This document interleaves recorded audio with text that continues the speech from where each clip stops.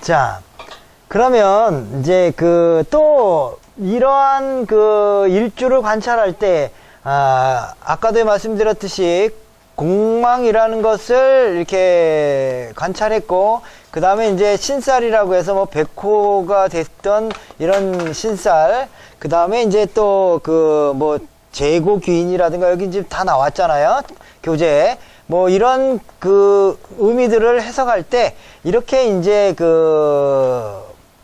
요런 거를 기본 요소로 잡고 이것을 보게 되는 방법이 필요하다라는 거고요. 그 다음에 이제 또 하나 이제 참고해야 될 게 뭐냐면, 진이 이게 이제 용이다 이런 얘기입니다. 용이 갖고 있는 이런 요소가 있는 겁니다. 그러니까 용이라고 하는 것 자체가 이 간목을 설명하는 데 있어서 또 중요한 요소로 이제 작용을 하는 거예요. 그래서 용이라는 게 무슨 뜻이냐면, 이제 재주가 무궁하다, 변화가 막측하다, 이렇게 변화가 아주 심하다 이런 뜻이라서, 갑진일주의 성향을 보면 이렇게 이제 변덕이 있어요. 변화가 있어요. 재주가 있어요. 그러니까 재주가 있거나 변화가 있거나, 그러니까 갑진일주는 이제 기본적으로 용의 성향을 갖고 있기 때문에 재주라든가 변화라든가, 그러니까 이제 재주라는 거는 어떤 뭐 기술이라고도 볼 수 있는 거잖아요. 그래서 이런 기술적 요소, 변화적인 요소가 강하기 때문에 성격적 특성에도 그렇게 이제 나타난다, 이렇게 보는 겁니다. 그래서 이러한 요소와 또 그 다음에 이제 지장간에 갖고 있는 을이라고 하는 숫자, 또 개라고 하는 것, 그 다음에 무라고 하는 것, 즉 개을이라고 하는 것이 이제 겁재적 성향, 그 다음에 정인적 성향, 그 다음에 이제 재성의 성향, 현재적 성향이 이렇게 이제 요런 요소들을 종합해서 공망은 인묘가 공망이 되는 거죠. 이런 요소를 이렇게 봐서 어떻게 되느냐 하면 이 사람의 어떤 성향이라든가 이런 거를 안다, 이런 얘기입니다. 그래서 이제 성격적 특성에 보면 온순 착하지만 고집이 있고 성격이 급하다, 이런 얘기는 기본적으로 성격이 온순하다라는 건 이 정인적 성향인 거죠. 정인적 성향을 갖고 있는데, 그런데 그러니까 또 온순하다 이렇게도 표현을 한단 말이죠. 이렇게 되지만, 그러나 보면 성격이 급하고 고집이 있다라는 건 편재적 성향이에요. 그러니까 이 편재라고 하는 것은 급하다, 활동적이다, 이런 성향을 갖고 있는 거지. 근데 기본적으로 편재적인 게 제일 날짜가 많고 제일 강하잖아요. 그러니까 이 제일 강한 이 편재적 성향이 더 정인적 성향보다는 더 강한 거라서, 온순할 때 온순하지만 실질적으로 만나보면 편재적 성향이 많아서 활동적인 것이 많다, 이렇게 보는 거고, 또 기본적으로 겁재적 성향이 있다라는 것은 뭘 뜻하는 거냐? 경쟁심이라고 하는 것이 있고 지지 않으려고 하는 성향이 있는 겁니다. 그렇기 때문에 이분의 성향, 그런데다가 용의 성향을 갖고 있으니까 변화 막식하고 순간순간 변덕이라든가 이런 거를 부릴 수 있는 요소를 갖고 있는 사람이다, 이렇게 보시면 되는 거죠. 물론 간목이 갖고 있는 우두머리 기질, 그 다음에 높이 솟아오르려는 이상향의 이상적 성향, 이거는 이미 갖고 있는 거죠. 근데 그러한 것들이 편재적 성향으로 가니까 약간 현실적인 부분으로 갖고 있는 거예요. 현실. 그러니까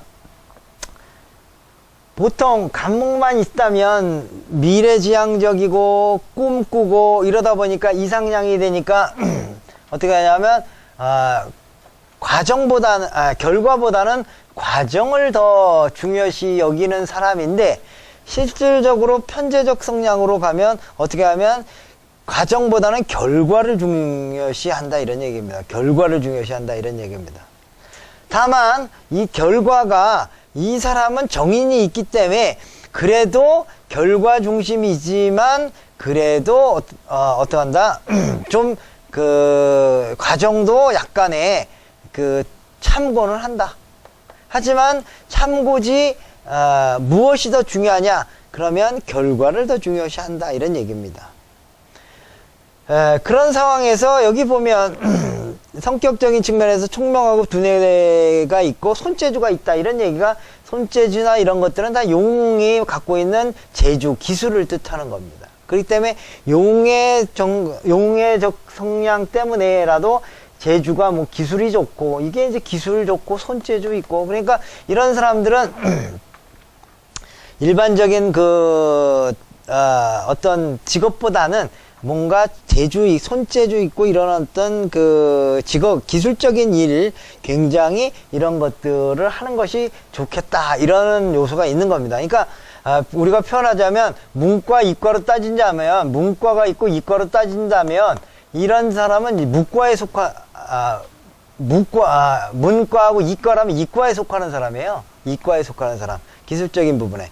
근데 그 이과라고 하는 것 자체는 왜 또 이과냐면, 이 편재라고 하는 성향이라는 거, 재라고 하는 성향은 현실성이고 눈에 보이는 거를 뜻하는 거기 때문에, 그래서 갑진일주는 이 현실적인 거, 그래서 이과적인 성향이에요. 거기에 비해서 갑인일주는 약간 정신적이면서 이상적이면서 꿈을 꾸는 그러한 성향을 갖고 있기 때문에, 이런 사람들은 과정이라든가 이런 쪽에 대한 부분이 더 강하다. 그러니까 갑인이 더 문과적 성향을 갖고 있다, 이렇게 보시면 되는 거죠, 기본적으로. 근데 갑진이 되면서는 이게 정신적이고 이런 것들이 현실로 이렇게 바뀌어요. 그래도 정인이 있기 때문에 그 현실이라고 하면서도 또 어느 정도 그 과정에 대한 부분, 이런 것들은 인정해주는 부분이 있어서 요런 게 그런 거 좀 다르죠. 그래서 예를 들자면 그런 거예요. 우리가 표현을 하자면 이과라고 해도 어떤 사람은 진짜 이과적인 성향을 갖고 있는 사람 중에는 그냥 기술, 뭐 공장에 가서 뭐 이렇게 기계 만들고 이런 거에 아주 정신이 팔린 사람이 있는 반면에, 어떤 사람은 이과는 이과지만 그래도 정인이 있다라는 거는 이과 중에서도 순수과학이라는 게 있잖아요. 순수과학. 네? 순수과학이라는 거죠. 그러니까 약간 문과적인 것도 포함이 되면서 이과적인 게 가는 사람이 이런 사람인 거죠. 근데 어떤 사람은 어떻게 하냐면 순수하게 이러한 것도 배제한 채 이제 우리가 이제 보통 갑술일주나 이런 사람들이 약간 이과 중에 전통 이과예요. 이 사람은 아주 순수가 아니라 아주 그 기계를 만드는 데거나 아니면 뭐 확실하게 아주 공장장이든가 뭐 이런 식의 그런 쪽에 관련된 요소를 갖고 있는 게 이제 갑술적, 같은 같은 편제라도 이 갑술에는 기본적으로 안에 인수가 없어요. 정인이 없고 신정모, 이렇게 이제 이건 순서는 그렇다 치고, 이런 요소들이 있기 때문에 같은 편제라고 하더라도 기본적으로 갑진의 편제와 갑술의 편제가 다릅니다. 그래서 갑진의 편제는 이과는 이과인데 그 속에서도 순수 과학이라고 하는 이론적인 게 포함이 되는 정인적 요소가 포함이 된다면, 여기에 그 갑술의 편제는 아주 오로지 순수, 이거 신금이라든가 이런 것이 이제 들어서 실질적으로 뭐 기계계통이 됐다면 기계계통, 아주 그런 식의 요소로서 이제 나타나는 게, 이렇게 같은 재라고 하더라도 구분점이 되는 겁니다. 그러니까 이러한 기본점이 되는 거를 여러분들이 이렇게 다르다라는 거를 감으로 느끼셔야 돼요. 그러니까 갑목이다. 그랬으면 갑목이면 우두머리고 이상적이고 활동적이고 뭐 이런 거를 기본으로 갖고 있지만, 그 밑에 무엇이 들어갔느냐에서 다르는데, 같은 편제가 들어있다고 하더라도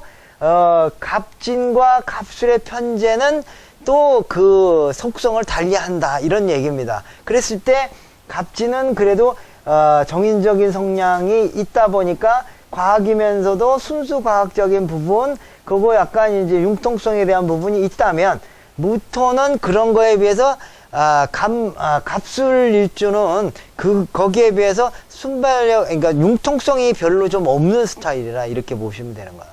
융통성이 좀, 갑술일주가 융통성이 없어요. 그래가지고 갑진은 나름대로 용이고, 그러니까 어떻게 한다? 변화망측하게 순발력을 길러가지고 그 상황에 맞춰서 이렇게 순발력을 기른다면, 갑술은 아주 개잖아요. 걔는 순수하게 지키고 아주 다른 생각을 못한다 이런 얘기죠. 그러니까 그러한 것도 있고, 또 편제는 편제인데 이 내부의 속성이 다르단 말이죠. 그래서 신금이라든가 이런 것들이 더 이제 이과적으로 더 다가가는 그런 요소이기 때문에, 같은 그거라고 하더라도, 편제라고 해도 그 내용이 다르다는 얘기입니다. 그렇다고 뭐 갑술은 그러면 이과고 문과는 못 가냐? 꼭 그건 아니에요. 가는 사람도 있어요.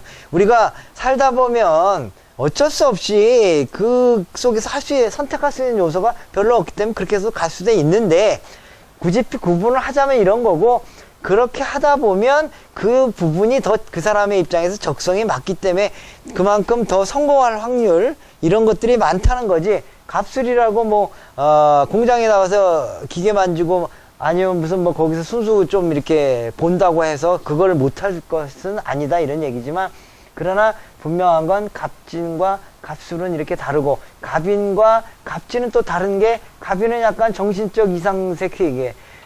갑자도 마찬가지로도 이게 보면은 순수하게 현인적인 정인적인 게 있다 보니까 이게 종교적이고 이런 쪽으로도 빠지고, 갑인도 마찬가지로 여기도 보면 같은 그거라고 하더라도 문과적인 이상형, 상상력 이런 것들이 더 발전돼 있고, 그러나 갑진이 되면은 현실적인 부분, 그 다음에 이과적인 부분, 그 다음에 기술적인 부분, 이런 것들이 강하다 이렇게 이제 보시면 되는 거죠.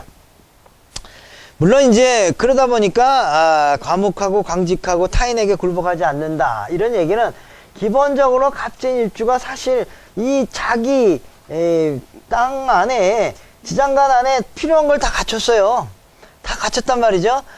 물도, 필요한 물도 있고 땅도 있고, 또 이렇게 앞에서 빛도 나고, 그러니까 굳이 남한테 손 내밀 필요가 없는 거죠. 그러니까 갑진일주들이 남한테 굴복하려고 하지 않는다 이렇게도 보는 겁니다. 그리고 이제 이러한 사람들이 그 남한테 굴복하는 거를 싫어하다 보니까 어떤 현상이 일어나냐면, 이 주변에 경금이라든가 그 다음에 뭐 신금이라든가 이런 게 주변에 있으면요, 좋아하지 않는다 이런 얘기입니다. 그러니까 갑진일주는 기본적으로 경금이나 신금이 나의 주변에 오는 거를 별로 좋아하지 않는다 이런 얘기입니다. 근데 그러면 오면 어떡하느냐? 오면 그만큼 갑진일주는 정신적으로 답답하다라는 걸 느끼는 거죠. 스트레스를 많이 받는 사람이 되는 거죠. 그래서 갑진일주 중에 주변에 경금이 있다거나 신금이 있으면 정신적으로 우리가 신경과민 현상이 일어나서 정신적인 문제가 발생할 수도 있는 거죠. 그러니까 우리가 정신적인, 뭐 요즘은 그런 게 많잖아요. 옛날에는 정신적인 부분에 있어서 크게 뭐 문제가 안 됐지만, 요즘에는 하도 뭐 스트레스를 많이 받고 이러다 보니까 그것이 이제 문제가 된단 말이죠. 그래서 이 갑진일주인데 경금이 있다든가 신금이 있다든가 이런 식으로 주변에 있다 보면 이 사람이 굉장히 스트레스를 받아가지고 정신병원에도 간다 이런 얘기입니다. 그런 사람 머리가 아프다. 그러니까 딱 갑진인데 경진이라든가 신금이 딱 있다 그러면, 이거 맨날 이거 두통 좀 일어나시겠네요. 아니면 정신적인 거에 우울한 증상이 좀 일어나겠네요. 이렇게 얘기하면 그 사람들이 늘 그런 거에 시달린다라는 말을 한다는 거죠. 그건 왜 그러냐면, 이 사람 자체가 그렇게 주변에 나를 스트레스 주는 사람에 있는 거를 싫어한다라는 얘기예요. 갑진일주 자체가. 그래서 그것만 보더라도 이제 그렇게 이제 볼 수가 있는 건데, 이제 그런 사람들은 뭐를 한다? 기본적으로 또 삶 자체가 또 거기에 잘 순응하고 적응한 사람들은 이제 공무원을 한다든가, 아니면은 이제 군인 경찰을 할 때 이런 사람들이 갑진일주에 경금이라든가 신금이 있는 사람들은 오히려 이제 그거를 잘 극복한 사람들이 있잖아요. 주변에 그게 있어서 나이가 스트레스는 받지만 그러나 그걸 잘 극복하시는 사람은 오히려 그쪽 분야에 있어서 직업을 그런 쪽으로 갖게 돼서 공무원이라든가 아니면은 군경 쪽 이런 쪽으로 갈 수도 있는데 기본적으로 갑진일주는 경금이나 신금을 좋아하지 않는다라는 겁니다. 그러니까 우리가 여기서 논하는 거에 중요한 포인트는 아주 높은 자리에 뭐 장관이 된다든가 이런 개념이 아니고 일반 그 회사에 뭐 공무원의 이제 9급이든 7급이든 뭐 이런 식의 공무원까지는 경금이 있다고 해서 문제는 안 된다 이런 얘기인데, 그러나 그 사람에게도 늘 뭐가 있느냐면 그 머리가 아프다든가 아니면 정신적으로 늘 스트레스를 많이 받아갖고 내가 힘들어 한다든가 이러한 증상은 있기 때문에 상담을 해보면 그런 얘기를 꼭 해요. 한다 이런 얘기입니다. 그건 왜 그러냐? 갑신일주가 기본적으로 경금, 신금을 싫어하기 때문이다 이런 얘기입니다.